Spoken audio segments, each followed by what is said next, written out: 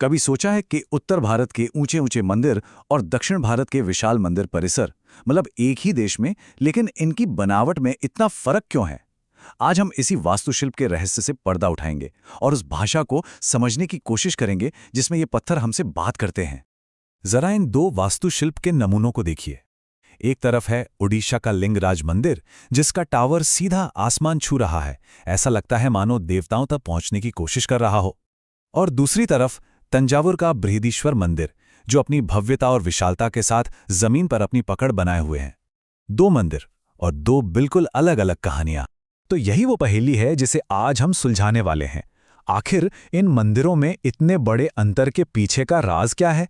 क्या कोई छिपा हुआ कोड है या कोई वास्तुशिल्प का खाका? चलिए पता लगाते हैं। तो चलिए शुरू करते हैं ये सफर भारत की पवित्र वास्तुकला के बिल्कुल केंद्र में। देखिए, ये जो अंतर है ना, ये कोई इत्तेफाक नहीं है। इसके पीछे हैं दो खास वास्तुशिल्प ब्लूप्रिंट्स जो सदियों में विकसित हुए हैं। एक उत्तर भारत के नागर शैली और दूसरी दक्षिण भारत की द्रविड़ शैली। और यकीन मानिए, इन शैलियों के पास सुनाने के लिए बहुत ही दिलचस्प कहानियां हैं। तो अपनी यात्रा की शुरुआत करते हैं उत्तर से, नागर शैली के साथ। यहाँ सब कुछ ऊंचाई पर केंद्रित है, आसमान को छूने की चाहत। यहाँ के सुंदर घुमावदार टॉवर ऐसे लगते हैं मानो पहाड़ों की चोटियों की नकल कर रहे हों।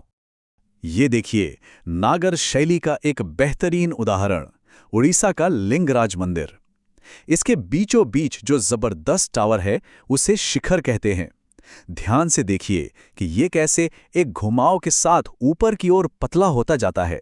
ऐसा लगता है जैसे प्रार्थना में हाथ जोड़कर आसमान की ओर बढ़ रहा हो। ये जो शिखर है ना, ये नागर शैली की जान है, उसकी आत्मा है। ये ठीक उस पवित्र जगह के ऊपर होता है जिसे गर्भगृह कहते हैं। और ये सिर्फ एक टावर नहीं है, ये एक बहुत ही पावरफुल आर्किटेक्चरल स्टेटमेंट है। ये मंदिर को एक कमाल का वर्टिकल लुक देता है। ऐसा लगता है जैसे वो जमीन से ऊपर उठ रहा हो। लेकिन बात सिर्फ शिखर की नहीं है। एक और चीज देखिए, पूरा मंदिर एक ऊंचे प्लेटफॉर्म यानी चबूतरे पर बना है जो उसे जमीन से ऊपर उठाता है। और शिखर के बिल्कुल टॉप पर आपको मिलेगा आमलक, एक पहिए जैसा दिखने वाला खास पत्थर जिसके ऊपर एक पवित्र कलश रखा होता है। ये सारी चीजें मिलकर एक पूरा डिजाइन बनाती हैं, जैसा कि खजुराहो और कोणार्क के मशहूर मंदिरों में हमें देखने को मिलता है। अच्छा, तो अब नागर की ऊंचाई से निकलकर एक बिल्कुल अलग दुनिया में चलने के लिए तैयार हो जाइए। अब हम सफर कर रहे हैं दक्षिण की ओर, द्रविड़ शैली के विशाल और फैले हुए इलाके में। यह है महाबलीपुरम का मशहूर शोर टेम्पल, द्रविड़ शैली के शुरुआती मंदिरों में से एक। फर्क तो देखते ही पता चल जाता है ना। यहाँ जोर ऊंचाई पर उतना नहीं जितना कि चौड़ाई और फैलाव पर है। तो नागर के घुमावदार शिखर को थोड़ी देर के लिए भूल जाइए। द्रविड़ आर्किटेक्चर में गर्भगृह के ऊपर होता है विमान। इसे एक सीढ़ी वाले पिरामिड की तरह समझिए, जिसकी हर मंजिल ऊपर जाते जाते छोटी होती जाती है, जैसे स्वर्ग तक जाने वाली कोई शानदार सीढ़ी हो। और एक बहुत बड़ा अंतर और है, द्रविड़ मंदिर हमेशा एक बड़ी चारदीवारी के अंदर होते हैं। और इस परिसर में घुसने के लिए आपको बड़े बड़े दरवाजों से गुजरना पड़ता है, जिन्हें गोपुरम कहते हैं। ये कोई मामूली गेटवे नहीं है, कई बार तो ये मुख्य मंदिर से भी ऊंचे होते हैं। और इन पर इतनी बारीक नक्काशी होती है जो देवी देवताओं और पौराणिक कथाओं को बयां करती है। तो अगर इसे संक्षेप में समझें तो उत्तर में है नागर शैली, जिसकी पहचान है वर्टिकल घुमावदार शिखर और ऊंचा प्लेटफॉर्म। और दक्षिण में है द्रविड़ शैली, जो हॉरिजॉन्टल है, पिरामिड जैसा विमान और बड़ी बड़ी दीवारों के साथ शानदार गोपुरम। दो बिल्कुल अलग सोच जिन्हें पत्थरों में तराशा गया है। लेकिन तब क्या होता है जब ये दो महान परंपराएं आपस में मिलती हैं?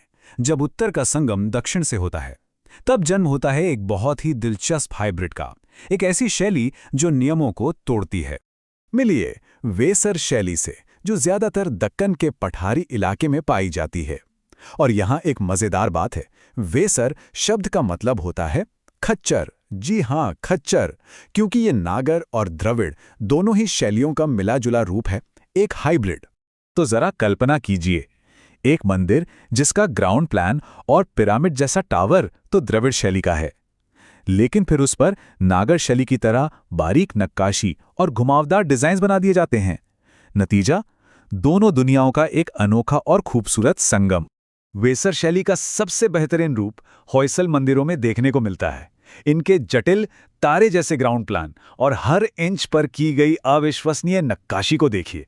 ये सिर्फ आर्किटेक्चर नहीं है, ये तो पत्थर पर गढ़ी गई मूर्ति कला है, जो इसे बनाने वालों के हुनर की गवाही देती है। तो अब तक हम समझ चुके हैं कि ये ब्लूप्रिंट सिर्फ कुछ नियम कानून नहीं थे, ये तो एक जीता जागता कैनवस थे जिस पर हजारों कलाकारों और भक्तों ने अपनी आस्था, अपनी कहानियां और अपनी उम्मीदें उकेरी थी। एलोरा के इस दमदार दृश्य को देखिए। रावण कैलाश पर्वत को हिला रहा है। राष्ट्रकूट काल के मूर्तिकारों की वो जबरदस्त ऊर्जा और ड्रामा महसूस किया जा सकता है। और सबसे हैरत की बात पता है क्या है?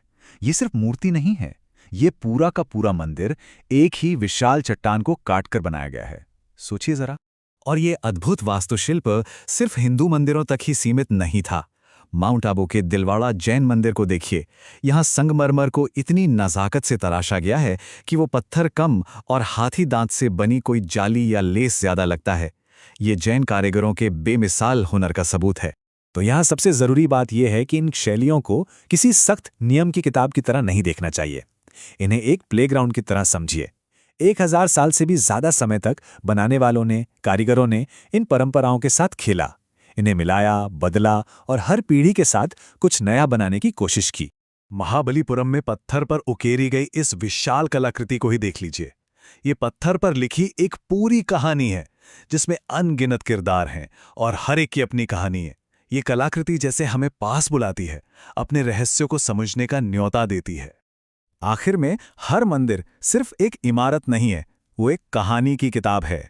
उत्तर की ऊंची उठती नागर शैली, दक्षिण की फैली हुई द्रविड़ शैली और दोनों का मिलाजुला रूप वेसर, ये सब अपनी अपनी कहानियां कहती हैं। तो अगली बार जब किसी मंदिर में जाएं तो जरा और गौर से देखिएगा।